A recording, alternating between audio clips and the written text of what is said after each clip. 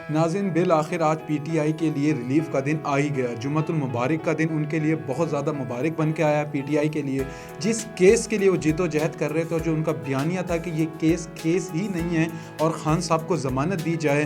हाँ जी, आप सही पहचान रहे हैं, वो केस जो साइफ़र का केस चल रहा था, जिस पे नाअहली की तलवार भी लटक रही थी खान साहब के सर पर, और ये भी सुनने आ रहा था कि ये आइन से बगावत है और इसकी सज़ा बहुत सख्त हो सकती है। लेकिन आज उसी केस में उसी सुप्रीम कोर्ट ने खान साहब को ज़मानत दे दी है। ना सिर्फ खान साहब को बल्कि पीटीआई के नायब कप्तान शाह महमूद कुरैशी साहब भी ज़मानत लेने में कामयाब हो गए। अच्छा, अगर हम ये देखें, इस केस को देखें, तो इस पर जब लाहौर हाई कोर्ट में मुसलसल मुख्तलिफ केसेस की जो पीटीआई की समाअत चल रही थी, उसमें बैरिस्टर अली ज़फ़र साहब आए और उन्हें जब मीडिया टॉक कर रहे थे तो उनका कहना था कि जो ये साइफ़र केस था, इसको इस तरह मीडिया पे आना ही नहीं चाहिए था। बाद में क्योंकि साइफ़र पे मीडिया ट्रायल को कहा गया और इस पर फिर फैसला लग गया था और ये बंद कर दिया गया था मीडिया पे इसकी कवरेज, तो उनका कहना था कि ये मीडिया पे आना ही नहीं चाहिए था। इसी के साथ अगर मज़ीद बातें देखें और मज़ीद देखें जाए तो चीज़ें अगर हम देखें कि पाकिस्तान में इलेक्शन 2024 का बाकायदा तौर पर आगाज़ हो गया है और कागज़ात जो फॉर्म है उसकी जो नामज़दगी होती है वो जमा कराने के लिए कागज़ात हासिल किए जा रहे हैं और जमा भी कराए जा रहे हैं, जो पूरे आबोताब से जारी है और इलेक्शन का एक माहौल बनता जा रहा है, बल्कि आगाज़ ही है। और उसमें 2 दिन की भी इजाफ़ा किया गया तारीख़ में। और हम ये देखें तो जब ये हो रहा था तो पीटीआई वाले की तरफ से इल्ज़ाम आ रहे थे या दावे कहिए जा रहे थे कि भाई उनसे फॉर्म छीने जा रहे हैं उनके नामज़दगी के और वो फाड़े जा रहे हैं, लेकिन उधर ही इतना बड़ा रिलीफ खान साहब को मिला है। अच्छा, अगर साइफ़र से हम ये पीटीआई वाले जो दावा कर रहे थे वो कह रहे थे कि भाई खान साहब को रिलीफ मिल गया और वो आज की रात अपने घर गुजारेंगे, इस पर जो सीनियर कानून दान आफ्ताब बाजवा साहब हैं वो भी आज, हम भी इलेक्शन कमीशन पर मुसलसल कवरेज कर रहे हैं, तो वो आज इलेक्शन कमीशन आए, ज़रताज गुल साहिबा हैं पीटीआई की रुकन हैं और कारकुन हैं, उनके कागजात जमा कराने के, नामज़दगी के जो कागजात थे उनको जमा कराने के लिए आए।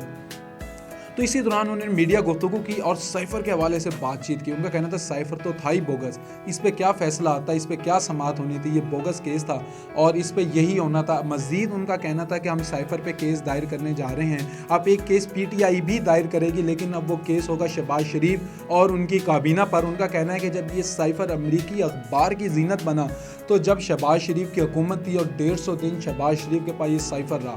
मज़ीद जो पीटीआई के वकला थे वो साइफ़र के जो गुफ्तगू मंजर आम पर आई, वो कहते थे इस गुफ्तगू में तो झूठ तो कुछ भी नहीं है, ये तो मुदाखलत थी।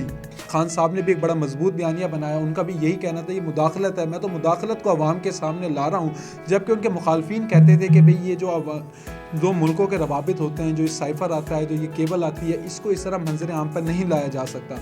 लेकिन उनका कहना था मैं अवाम को आगाह कर रहा हूँ, मेरे ख़िलाफ़ साजिश हो रही है, मेरी हुकूमत को गिराने की कोशिश की जा रही है और साजिश भी अमेरिका कर रहा है। जो अमेरिकन डोनाल्ड लूप थे सफ़ीर, उनको उन्होंने खान साहब ने बार बार उनका नाम लेते रहे जलसों में और एक बयानिया बनाया जो कि स्प्रेड हुआ और मकबूलियत का बयानिया बना। अगर पीटीआई के लिहाज से देखें तो इस बयानिया ने बहुत मकबूलियत हासिल की। अगर हम वैसे ही पाकिस्तान के हालात देखें तो हमें देखने को मिलता है कि जो पाकिस्तान के जो हालात हैं ना, इसमें अमेरिका मुखालिफ बयानिया वैसे ही बहुत ज़्यादा बिकता है और ख़ान साहब अपना जो स्लोगन बनाते हैं, जो बयानिया बनाते हैं, वो वैसे ही बड़ा मशहूर होता है। लेकिन साइफ़र की हद तक ये पहला रिलीफ मिला है बहुत दिनों के बाद पीटीआई को, जिसकी उनको ज़रूरत थी।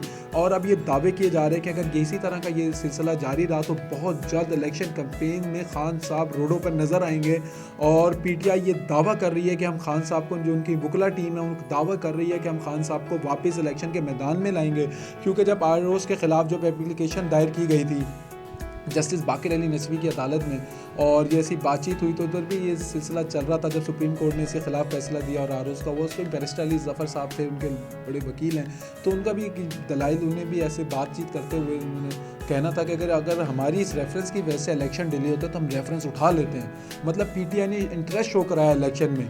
और अगर हम उसकी मकबूलियत देखें तो मकबूलियत के दावे कहना गलत नहीं है कि जो पीटीआई दावे कर रही है, मकबूलियत अभी भी पीटीआई की बहुत ज़्यादा है।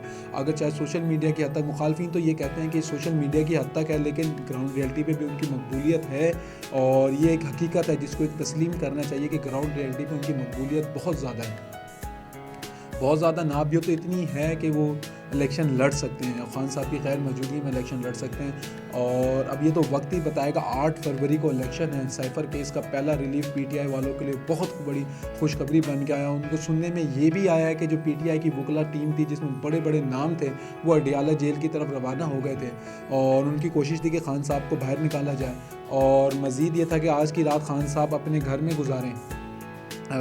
تو لاہور میں اپنے گھر میں خان صاحب زمان پارک میں اپنی آج کی رات گزاریں، لیکن ان کو یہ بھی چیلنجز کا سامنا ہے کہ 2 مزید کیسز میں خان صاحب کو ضمانت درکار ہے۔